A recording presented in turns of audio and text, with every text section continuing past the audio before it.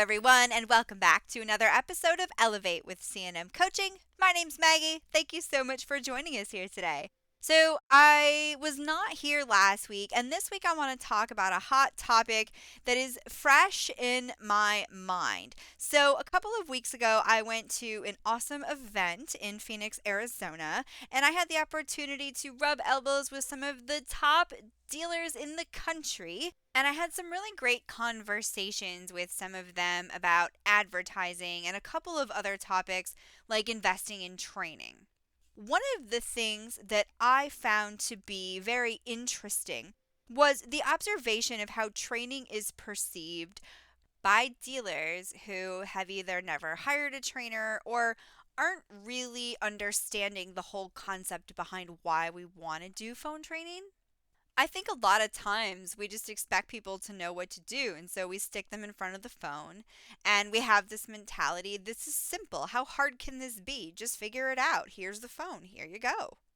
But the reality is that's not how it works. And I've talked about this before, and I always use the example of a dentist.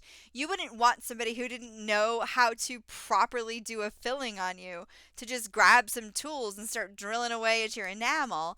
And while this isn't dentistry and it's not nearly that severe, it's still the exact same thing. It's still putting an untrained person at the helm of your business when you've invested all this time and money and effort into the business, and then you have an untrained person literally responsible for your business's success. So the reason I want to talk about training today is because I want to address some of the misconceptions regarding training and the actual investment in it. And of course, the necessity. And I think that the biggest misconception here is that you can throw thousands of dollars at TV ads and people will still just show up and come in, and that training isn't necessary. Obviously, we here at C&M Coaching have a totally different perspective because we've seen the amazing success stories from thousands of salespeople and BDC reps and collectors and service advisors and receptionists from all over, right? They're all seeing the benefits, and we're working with those people to help them improve every single day. Stores are seeing a return on their investment. So we're seeing these changes in these trends that are helping others.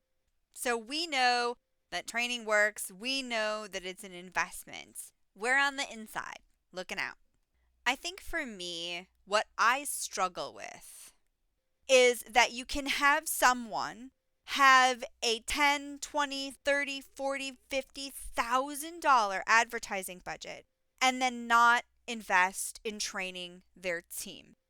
Now, one of the things that we often see happen, and you have heard this in example calls, I've played plenty of example calls across the, span of the podcast since October.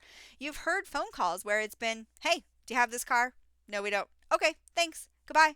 And that's the end of the conversation. So what I like to try to do is think about each individual lead as a dollar. So figure out how much you're spending each month in advertising. Divide that by how many internet leads and inbound phone leads that you've got coming in, and figure out exactly what each and every single lead is costing you. And then listen to some of the phone calls that your staff is taking and figure out if we're crumpling up hundreds and throwing them in the garbage, or if we're actually reinvesting back into the business and drawing traffic into the door. Because I see training as an investment and not an expense. And the reason that I see it that way is because I see stores go from handling phone calls, like the example I just gave you, to turning that into an appointment which results in a sold vehicle. So there's so many different things that happen during a phone conversation, especially from someone who's never called your business before. And even if they haven't seen your advertisement on TV or heard it on the radio, they're still picking up the phone and giving you a call for some reason. And if we don't take the opportunity to teach our people a basic checklist of things we're looking for them to achieve during that phone call, or how to handle any objections that they might be faced with. Because as I said, so many things can happen during a phone call, then there's no reason for us to even advertise. So you see, I'm trying to help connect the dots here for people who don't understand, why am I spending all this money to advertise? How come I'm not getting a good return on my investment? Another thing that I also see happen quite frequently is a lot of money put towards Facebook ads. And then when we get those leads from Facebook, they're not resulting in any shows or any sales. And again, we're struggling to figure out why. The results that you get from your internet leads, from your inbound phone calls, from your Facebook leads, from any advertisements that you have out there are all driven by your phone. So, the best way to figure out if your team needs training or not is honestly to listen to your phone calls. If you're not recording your phone calls, you absolutely should be. Not only does it protect you in the event of customer complaints or issues with employees or staff, but it also makes it easier for you to have your thumb literally on the pulse of your business. So, in order for you to be able to determine what do I need to do, where do I need to start, that's your step one, is start recording your phone calls and then actually log in and listen to them. Now, I've also worked with clients in the past who have said to me, well, we pull a couple calls a week and we listen to them as a group in a meeting.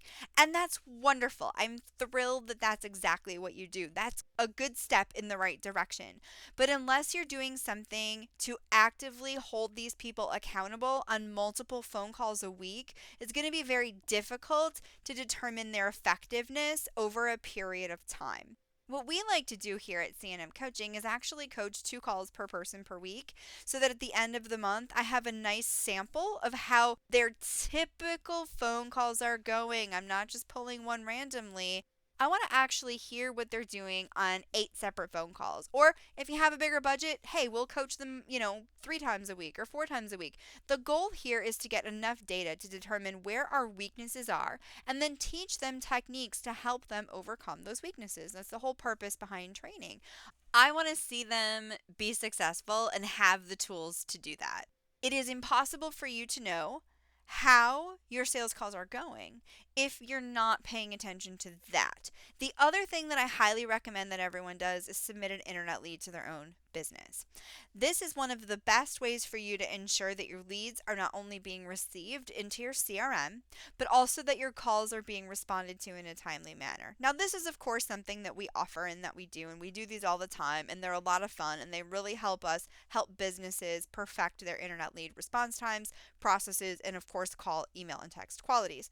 But you can totally do them yourself. And this allows you to make sure that everything is being handled as efficiently and effectively as possible.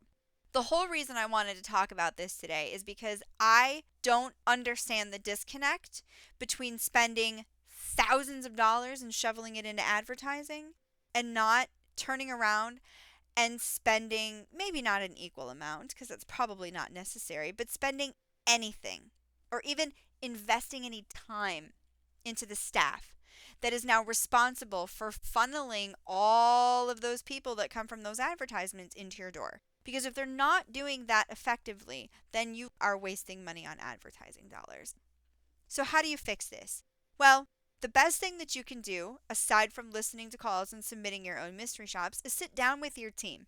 Try to find out from them, what are the most common objections that you're faced with?